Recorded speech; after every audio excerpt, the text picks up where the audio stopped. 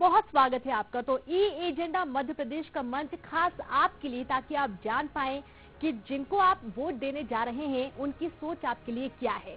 मध्य प्रदेश की राजनीति में संकट मोचक कहे जाने वाले नरोत्तम मिश्रा सीएम शिवराज सिंह चौहान के सबसे विश्वास पात्र हैं और पार्टी के रथ का पहिया जब भी मुश्किलों की भंवर में फंसता है तभी अपनी सूझबूझ से सब कुछ सकुशल निकाल ले जाते हैं। बीजेपी के संकट मोचक, सत्ता के सूत्रधार, विरोधियों को पस्त करने की रणनीति बनाने में एक्सपर्ट, अपनों को साधने में सक्षम, ये तमाम वो शब्द हैं जो प्रदेश के गृह मंत्री नरोत्तम मिश्रा के लिए कहे जाएं तो कम होंगे। ये शिवराज सिंह चौहान के हनुमान भी माने जाते हैं। सरकार में नंबर 2 की हैसियत रखने वाले नरोत्तम मिश्रा की काबिलियत का अंदाज आप इसी से लगा सकते हैं कि जब भी सरकार मुश्किल में फंसती है तब ये सामने आते हैं और सरकार को उस मुश्किल दौर से निकालने का पूरा जिम्मा अपने कंधों पर उठा लेते हैं। शीर्ष नेतृत्व से लेकर सीएम तक इनसे सलाह मशविरा करते हैं।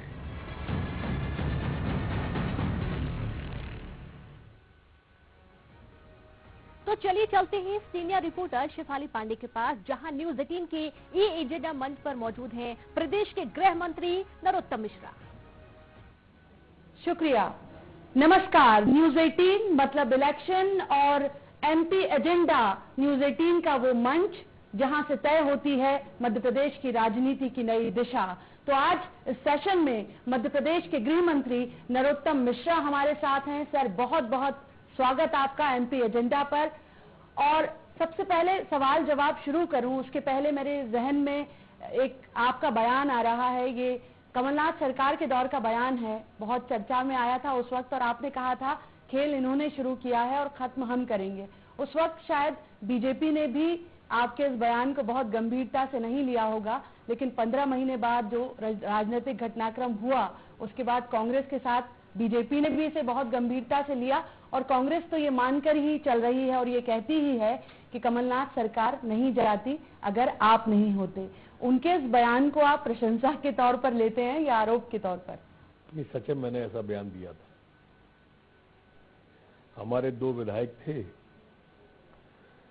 क्रॉस वोटिंग उनसे कराई गई सदन में। क्रॉस वोटिंग करना, वोटिंग में एब्सेंट होना, प्रेजेंट होना, ये अलग विषय होता है, लेकिन उसके बाद अगर सदन का नेता उनको लेके प्रेस कॉन्फ्रेंस में बैठे, ये गलत विषय होता है।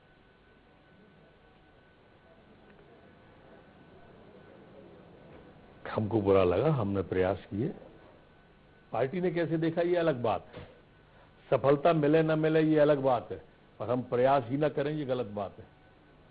हमने प्रयास किए। मैंने प्रेस को आगे कहा था कि जो प्रक्रिया कमलनाथ ने शुरू की है ये गलत है, खेल इन्होंने शुरू किया है तो हम खत्म करेंगे, और उसके 1.5 महीने बाद खत्म हो भी गया था खेल। कांग्रेस के संग दिक्कत क्या है कि पल में तोसा पल में मासा कितने रूप बदलती है। राजस्थान के कांग्रेस के विधायक पायलट जी के नेतृत्व में कांग्रेस से जोड़ के दिल्ली होटल में पहुंच गए तो बोले भाजपा वालों ने लोकतंत्र की हत्या कर दी। सचिन पायलट के नेतृत्व में वापस आ गए तो लोकतंत्र का पुनर्जन्म हो गया। ये हाल हत्या कर देते हैं, हाल पुनर्जन्म कर देते हैं, अपनी सुविधा से तर्कों को गढ़ते हैं और लोकतंत्र की परिभाषा को परिभाषित करते हैं।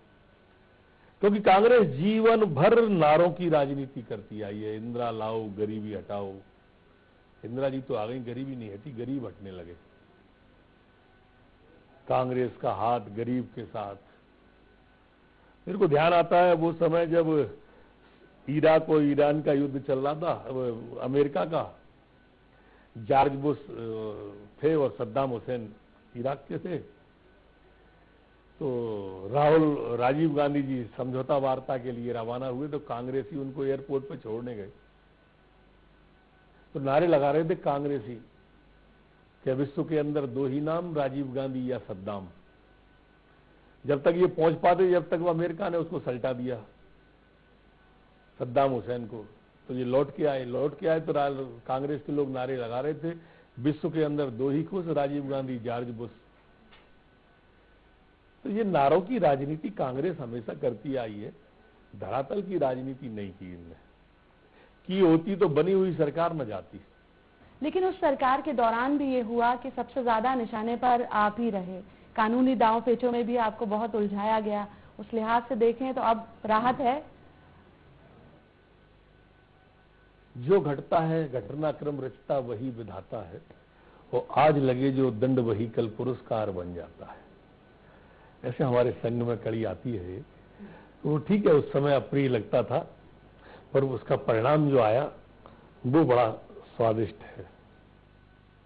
अभी हाल में जो ग्वालियर चंबल में बीजेपी बहुत एक्टिव हुई, शिवराज और सिंधिया की जोड़ी वहां पर पहुंची, चुनावी सभाएं हुई लगातार, कई सारी सौगातें दी गई, इसके पहले सदस्यता अभियान भी हुआ।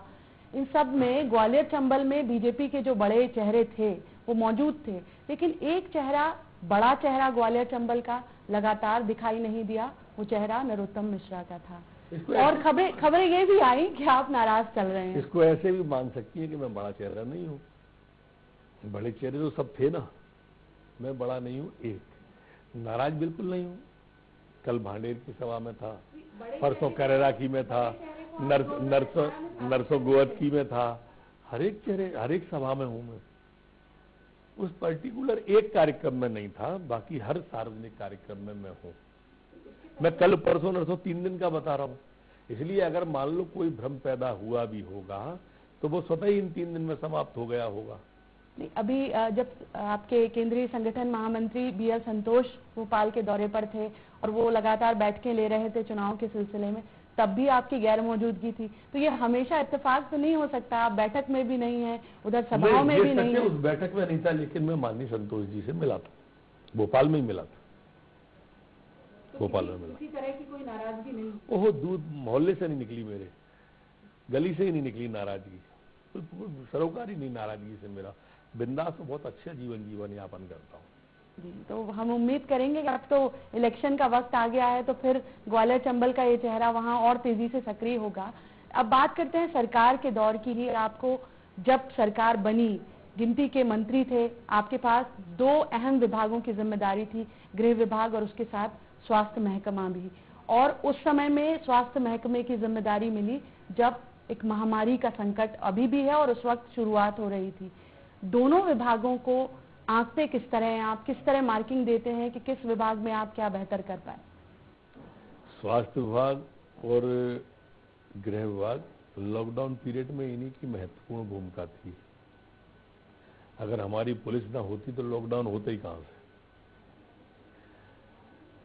और कोरोना जो आज पीक पे आया है अनलॉक में, तो तभी पीक पे आ गया होता, और तब अप्रिय होता। वो तो धन्यवाद है प्रधानमंत्री मोदी जी को कि उन्होंने लॉकडाउन लगाया, वरना हमारे हेल्थ का इंफ्रास्ट्रक्चर ही उस समय इस लायक नहीं था कि इतने पेशेंट को एक साथ झेल पाता, एकोमोडेट ही नहीं कर पाता। हेल्थ का इंफ्रास्ट्रक्चर ही नहीं था हमारे पास, न इतने ICU के थे, न वेंटिलेटर थे। जिस तरह से आया है तो वो तो दूरदर्शिता माननीय मोदी जी की थी जो लॉकडाउन हो गया।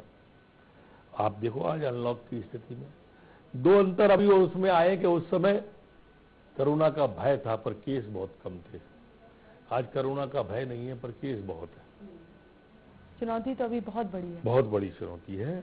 विश्व के डॉक्टर उस बीमारी का इलाज कर रहे हैं जिसकी वैक्सीन बनी ही नहीं है, जिसकी दवाई नहीं बनी, उसका इलाज सारे विश्व के डॉक्टर किए जा रहे हैं।